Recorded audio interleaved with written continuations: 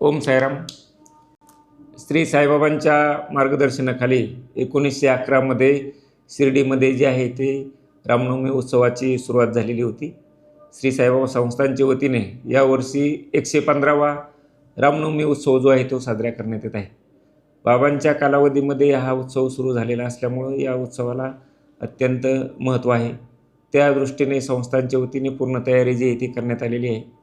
मुंबईवरून ज्या पालख्या येतात त्या पालख्यांचे जे निवारे शेड आहेत त्या निवारा शेडमध्ये जवळपास 1,10,000 स्क्वेअर फूट मंडप जो आहे तो टाकण्यात आलेला आहे. या ठिकाणी जे भक्त येतात त्यांची अतिरिक्त राहण्याची व्यवस्था म्हणून जे आहे ते 37,000 चौरस फुटाचा मंडप जो आहे तो टाकण्यात आलेला आहे. जे भक्त येतील त्यांची राहण्याची, दर्शनाची, प्रसाद भोजनाची जी आहे पूर्ण व्यवस्था जी आहे ते करण्यात आलेली आहे. 25, 26 आणि 27 मार्च या कालावधीमध्ये हा उत्सव आहे. 25 तारखेला सकाळी काकड आरतीनंतर बाबांच्या प्रतिमेची मिरवणूक काढून जे आहे या उत्सवाला सुरुवात होईल. 25 तारखेला संध्याकाळी जे पार्श्वगायिका अनुपमा देशपांडे यांचे भजन संध्या होईल. उत्सवाच्या मुख्य दिवशी जे आहेत मिलिंद आनंद संगीतकार यांची साई भजन संध्या होईल. या कालावधीमध्ये मोठ्या प्रमाणावर भक्त जे आहेत ते बाबांच्या दर्शनासाठी येतात.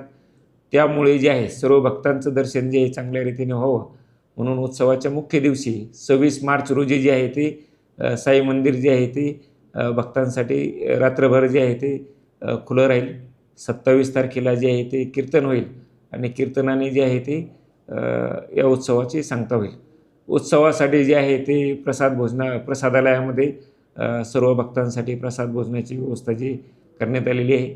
तिन्ही दिवस जे आहे ते वेगवेगळ्या स्वीट्स जे आहेत गोड पदार्थ जे ठेवण्यात आलेले आहेत. त्याचप्रमाणे दर्शनानंतर बुंदी प्रसाद वाटप, त्यानंतर भक्तांना लाडू प्रसाद वाटप जे आहे ही व्यवस्था जी आहे ती नेहमीप्रमाणे जी आहे ती सुरू ठेवण्यात आलेली आहे. सर्व साई भक्तांना मी या निमित्तानं आवाहन करतो की आपण या उत्सवामध्ये यावं, बाबांचे दर्शन घ्यावं आणि बाबांचे आशीर्वाद जे आहेत ते आपण घ्यावे.